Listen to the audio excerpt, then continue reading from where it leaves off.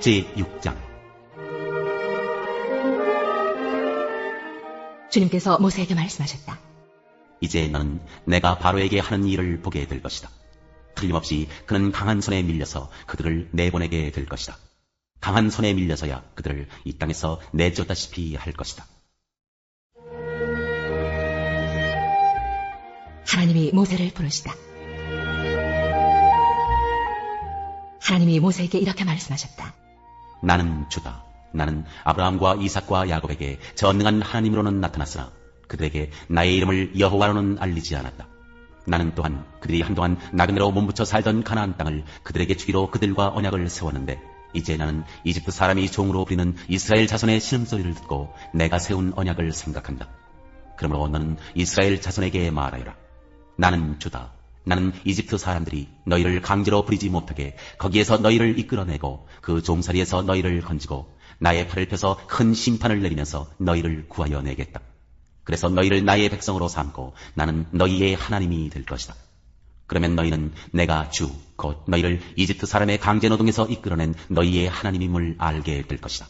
내가 아브라함과 이삭과 야곱에게 주기로 손을 들어 맹세한 그 땅으로 너희를 데리고 가서 그 땅을 너희에게 주어 너희의 소유가 되게 하겠다.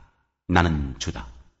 모세가 이스라엘 자손에게 이와 같이 전하였으나 그들은 무거운 노동에 지치고 기가 죽어서 모세의 말을 들으려고 하지 않았다. 주님께서 모세에게 이르셨다. 너는 이집트 왕 바로에게 가서 이스라엘 자손을 그의 나라에서 내보내라고 하여라. 이에 모세가 주님께 아뢰었다. 이스라엘 자손도 저의 말을 듣지 않는데 어찌 바로가 저의 말을 듣겠습니까? 저는 입이 둔하여 말을 할 줄 모릅니다.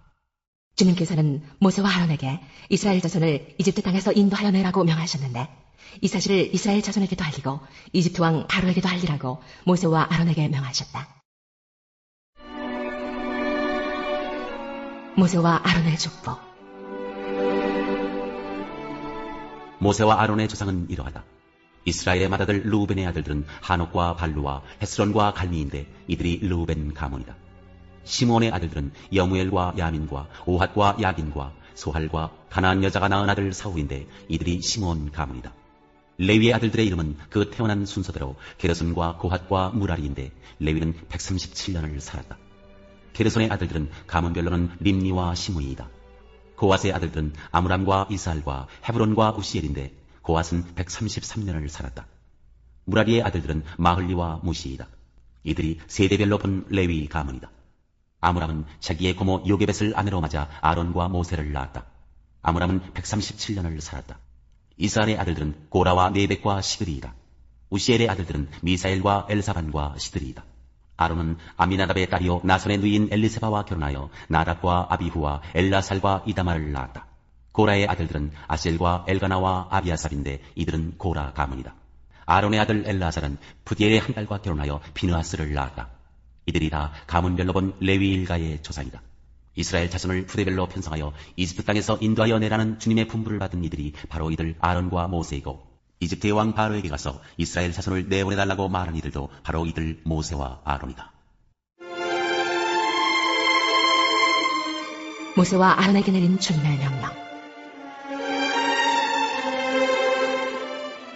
주님께서 이집트 땅에서 모세에게 말씀하실 때이다. 주님께서 모세에게 이르시기를 나는 주다. 너는 내가 너에게 하는 말을 모두 이집트의 임금 바로에게 전하여라 하셨다.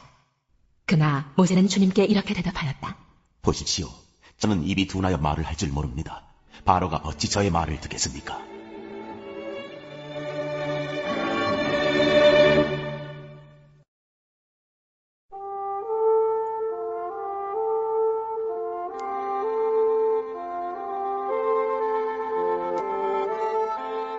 제9장.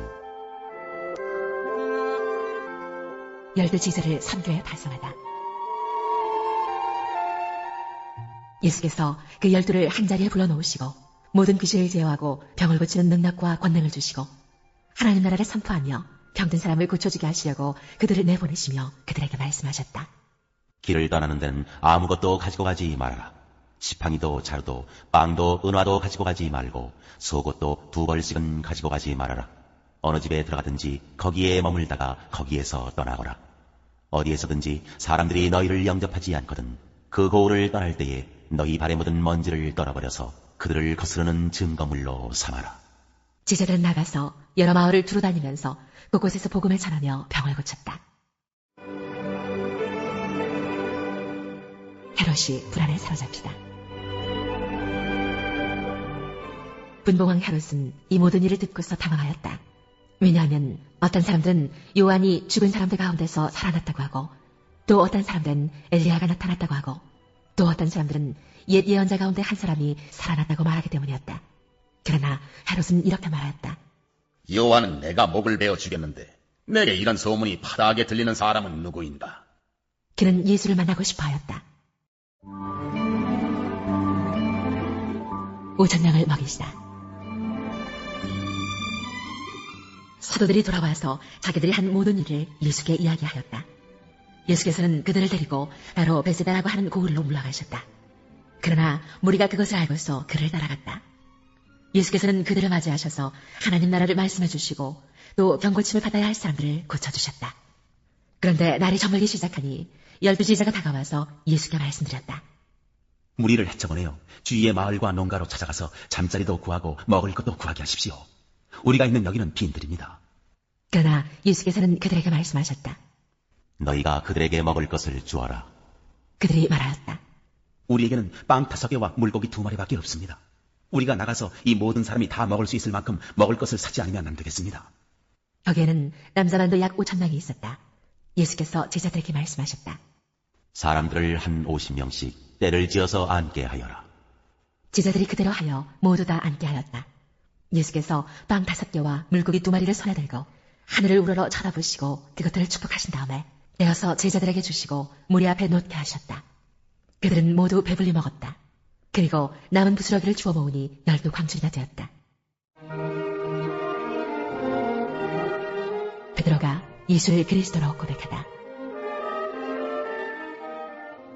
예수께서 혼자 기도하고 계실 때에 제자들이 그와 함께 있었다.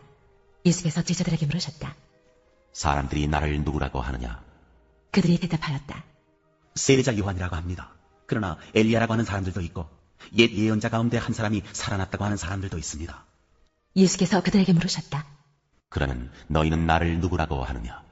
베드로가 대답하였다. 하나님의 그리스도이십니다. 예수께서 자기의 죽음과 부활을 예고하시다. 그런데 예수께서는 그들에게 엄중히 경고하셔서 이것을 아무에게도 말하지 말라고 명하시고 말씀하셨다. 인자가 반드시 많은 고난을 받고 장로들과 대제사장들과 율법학자들에게 배척을 받아 죽임을 당하고서 사흘날에 살아나야 한다. 그리고 예수께서 모든 사람에게 말씀하셨다. 나를 따라오려는 사람은 자기를 부인하고 날마다 자기 십자가를 지고 나를 따라오너라. 누구든지 제 목숨을 구하려고 하는 사람은 잃을 것이요 누구든지 나를 위하여 제 목숨을 잃는 사람은 목숨을 구할 것이다. 사람이 온 세상을 얻고도 자기를 잃거나 빼앗기면 무슨 이득이 있겠느냐. 누구든지 나와 내 말을 부끄럽게 여기면 인자도 자기의 영광과 아버지와 거룩한 천사들의 영광에 쌓여올 때에 그 사람을 부끄럽게 여길 것이다. 내가 진정으로 너희에게 말한다. 여기에 서 있는 사람 가운데는 죽기 전에 하나님 나라를 볼 사람들이 있다. 영광스러운 모습으로 변화하시다. 이 말씀을 하신 뒤에 8해쯤 되어서 예수께서는 베드로와 요한과 야고보를 데리고 기도하러 산에 올라가셨다. 예수께서 기도하고 계시는데 그 얼굴 모습이 변하고 그 옷이 눈부시게 휘어지고 빛이 났다. 그런데 갑자기 2 사람이 나타나 예수와 더불어 말을 하고 있었다. 그들은 모세와 엘리야였다. 그들은 영광에 쌓여 나타나서 예수께서 예루살렘에서 이루실 일, 곧 그의 떠나가심에 대하여 말하고 있었다. 베드로와 그 일행은 잠을 이기지 못해서 졸다가 깨어나서 예수의 영광을 보고 또 그와 함께 서 있는 그 2 사람을 보았다. 그 2 사람이 예수에게서 막 떠나가려고 할 때에 베드로가 예수께 말하였다. 선생님, 우리가 여기서 지내는 것이 좋겠습니다. 우리가 초막 셋을 지어서 하나에는 선생님을, 하나에는 모세를, 하나에는 엘리야를 모시겠습니다. 베드로는 자기가 무슨 말을 하는지도 모르고 그렇게 말하였다. 그가 이렇게 말하고 있는데 구름이 일어나서 그 3 사람을 휩쌌다. 그들이 구름 속으로 들어가니 제자들은 두려움에 사로잡혔다. 그리고 구름 속에서 소리가 났다. 이는 내 아들이요 내가 택한 자다. 너희는 그의 말을 들어라. 그 소리가 끝났을 때에 예수만이 거기에 계셨다. 제자들은 입을 다물고 그들이 본 것을 얼마 동안 아무에게도 알리지 않았다. 귀신 들린 소녀를 고치시다. 다음날 그들이 산에서 내려오니 큰 무리가 예수를 맞이하였다. 그런데 무리 가운데서 한 사람이 소리를 크게 내서 말하였다. 선생님, 내 아들을 모아주십시오. 그 아이는 내 외아들입니다. 귀신이 그 아이를 사로잡으면 그 아이는 갑자기 소리를 지릅니다. 또 귀신은 아이에게 경련을 일으키고 입에 거품을 물게 합니다. 그리고 아이를 상하게 하면서 좀처럼 떠나지 않습니다. 그래서 선생님의 제자들에게 귀신을 내쫓아달라고 청하였으나 그들은 해내지를 못했습니다. 예수께서 대답하셨다. 아, 믿음이 없고 비뚤어진 세대여. 내가 언제까지 너희와 함께 있어야 하며 너희를 참아주어야 하겠느냐. 내 아들을 이리로 데려오너라. 아이가 예수께로 오는 도중에도 귀신이 그 아이를 거꾸러뜨리고 병련을 일으키게 하였다. 예수께서는 그 악한 귀신을 꾸짖으시고 아이를 낫게 하셔서 그 아버지에게 돌려주셨다. 사람들은 모두 하나님의 위대한 능력을 보고 놀랐다. 자신의 죽음을 예고하시다. 사람들이 모두 예수께서 하신 모든 일을 보고 놀라서 감탄하고 있을 때에 예수께서 제자들에게 말씀하셨다. 너희는 이 말을 귀담아 들어라. 인자는 사람들의 손으로 넘어갈 것이다. 그러나 제자들은 이 말씀을 깨닫지 못하였다. 그들이 그 말씀을 이해하지 못하도록 그 뜻이 숨겨져 있었다. 또한 그들은 그 말씀에 관하여 그에게 묻기조차 두려워하였다.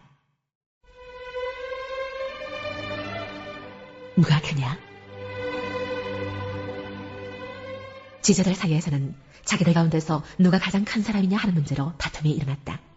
예수께서 그들 마음속에 생각을 하시고 어린이 하나를 데려다가 곁에 세우시고 그들에게 말씀하셨다.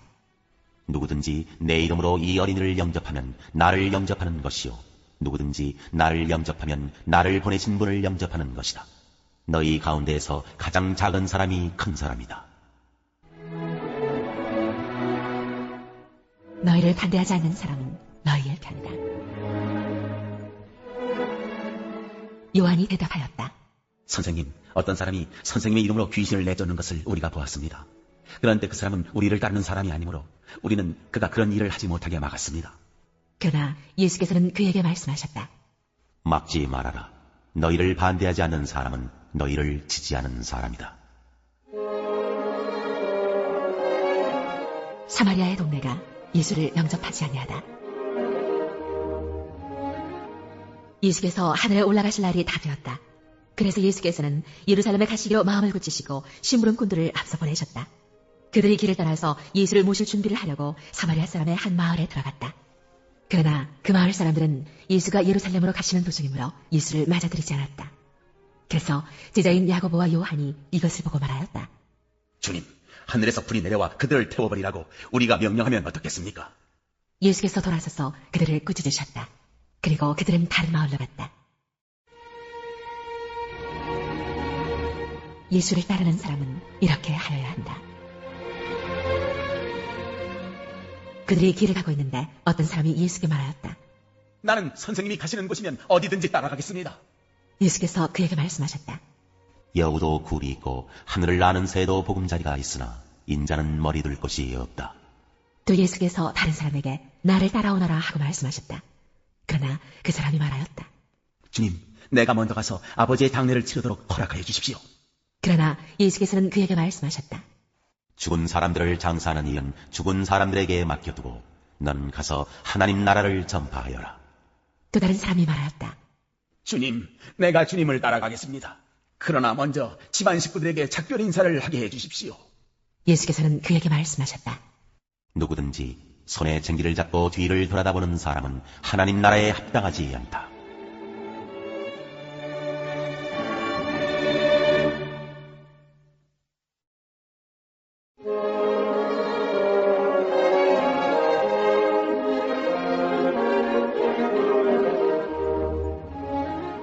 제23장 욥의 대답. 욥이 대답하였다. 오늘도 이렇게 처절하게 탄식할 수밖에 없다니. 내가 받는 이 고통에는 아랑곳 없이 그분이 무거운 손으로 여전히 나를 억누르시는구나.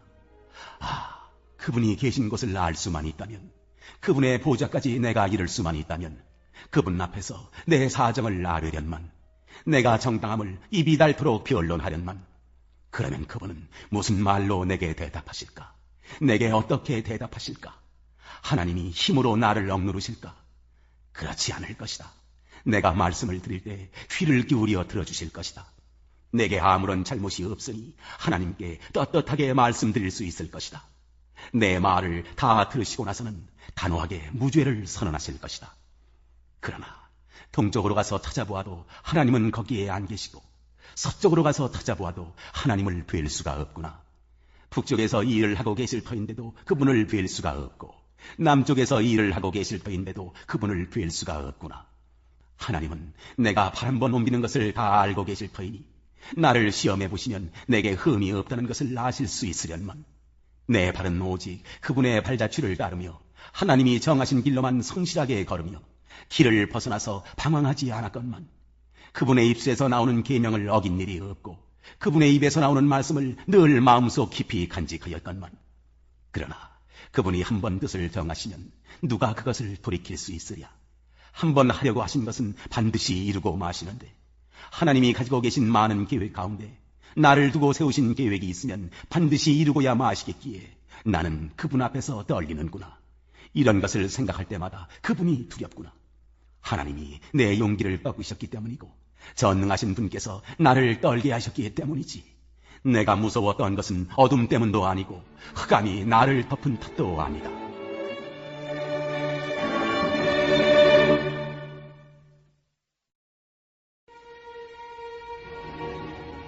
제10장 우상 숭배를 경고함. 형제 자매 여러분, 나는 여러분이 이 사실을 알기를 바랍니다. 우리 조상들은 모두 구름의 보호 아래 있었고 바다 가운데를 지나갔습니다. 이렇게 그들은 모두 구름과 바다 속에서 세례를 받아 모세에게 속하게 되었습니다. 그들은 모두 똑같은 신령한 음식을 먹고 모두 똑같은 신령한 물을 마셨습니다. 그들은 자기들과 동행하는 신령한 바위에서 물을 마신 것입니다. 그 바위는 그리스도였습니다. 그러나 그들의 대다수를 하나님께서는 좋아하지 않으셨습니다. 그들은 광야에서 멸망하고 말았습니다. 이런 일들은 우리 조상들이 악을 좋아한 것과 같이 우리가 악을 좋아하는 사람이 되어서는 안 된다는 것을 우리에게 가르쳐주는 본보기가 되었습니다. 그들 가운데 얼마는 우상을 숭배했습니다. 성경에 기록하기를 백성들이 앉아서 먹고 마셨으며 일어서서 춤을 추었다 하였습니다. 여러분은 그들과 같이 우상 숭배자가 되어서는 안 됩니다. 간음하지 맙시다. 그들 가운데 얼마가 간음을 하였고 하루에 23,000명이나 쓰러져 죽었습니다. 그리스도를 시험하지 맙시다. 그들 가운데 얼마는 그리스도를 시험하였고 뱀에게 물려서 죽었습니다. 그들 가운데 얼마가 불평한 것과 같이 불평하지 마십시오. 그들은 파멸시키는 이에게 멸망을 당하였습니다. 이런 일들이 그들에게 일어난 것은 본보기가 되게 하려는 것이며, 그것들이 기록된 것은 말세를 만난 우리에게 경고가 되게 하려는 것입니다. 그러므로 서 있다고 생각하는 사람은 넘어지지 않도록 조심하십시오. 여러분은 사람이 흔히 겪는 시련밖에 다른 시련을 당한 적이 없습니다. 하나님은 신실하십니다. 여러분이 감당할 수 있는 능력 이상으로 시련을 겪는 것을 하나님은 허락하지 않으십니다. 하나님께서는 시련과 함께 그것을 벗어날 길도 마련해 주셔서 여러분이 그 시련을 견뎌낼 수 있게 해주십니다. 그러므로 나의 사랑하는 여러분, 우상 숭배를 멀리하십시오. 나는 지각 있는 사람들에게 말하듯이 말합니다. 내가 하는 말을 판단하십시오. 우리가 축복하는 축복의 전은 그리스도의 피에 참여함이 아닙니까? 우리가 떼는 빵은 그리스도의 몸에 참여함이 아닙니까? 빵이 하나이므로 우리가 여럿이더라도 한 몸입니다. 그것은 우리가 모두 그 한 덩이 빵을 함께 나누어 먹기 때문입니다. 육신상의 이스라엘 백성을 보십시오. 제물을 먹는 사람들은 그 제단에 참여하는 사람이 아닙니까? 그러니 내가 무엇을 말하려는 것입니까? 우상은 무엇이고 우상에게 바친 제물은 무엇입니까? 아무것도 아닙니다. 이방 사람들이 바치는 제물은 귀신에게 바치는 것이지 하나님께 바치는 것이 아닙니다. 여러분이 귀신과 친교를 가지는 사람이 되는 것을 나는 바라지 않습니다. 여러분은 주님의 잔을 마시고 아울러 귀신들의 잔을 마실 수는 없습니다. 여러분은 주님의 식탁에 참여하고 아울러 귀신들의 식탁에 참여할 수는 없습니다. 우리가 주님을 질투하시게 하려는 것입니까? 우리가 주님보다 더 힘이 세다는 말입니까? 모든 것을 하나님의 영광을 위하여. 모든 것이 다 허용된다고 사람들은 말하지만 모든 것이 다 유익한 것은 아닙니다. 모든 것이 다 허용된다고 사람들은 말하지만 모든 것이 다 덕을 세우는 것은 아닙니다. 아무도 자기의 유익을 추구하지 말고 남의 유익을 추구하십시오. 시장에서 파는 것은 양심을 위한다고 하여 그 출처를 묻지 말고 무엇이든지 다 먹으십시오. 땅과 거기에 가득 찬 것들이 다 주님의 것이기 때문입니다. 불신자들 가운데서 누가 여러분을 초대하여 거기에 가고 싶으면 여러분 앞에 차려놓은 것은 무엇이나 양심을 위한다고 하여 묻지 말고 드십시오. 그러나 어떤 사람이 이것은 제사에 올린 음식입니다 하고 여러분에게 말해주거든 그렇게 알려준 사람과 그 양심을 위해서 먹지 마십시오. 내가 여기에서 양심이라고 말하는 것은 내 양심이 아니라 다른 사람의 양심입니다. 어찌하여 내 자유가 남의 양심의 비판을 받아야 하겠습니까? 내가 감사하는 마음으로 참여하면 내가 감사하는 그 음식 때문에 비방을 받을 까닭이 어디에 있습니까? 그러므로 여러분은 먹든지 마시든지 무슨 일을 하든지 모든 것을 하나님의 영광을 위하여 하십시오. 여러분 유대 사람에게도 그리스 사람에게도 하나님의 교회에도 걸림돌이 되지 마십시오. 나도 모든 일을 모든 사람의 마음에 들게 하려고 애씁니다. 그것은 내가 내 이로움을 구하지 않고 많은 사람의 이로움을 추하여 그들이 구원을 받게 하려는 것입니다.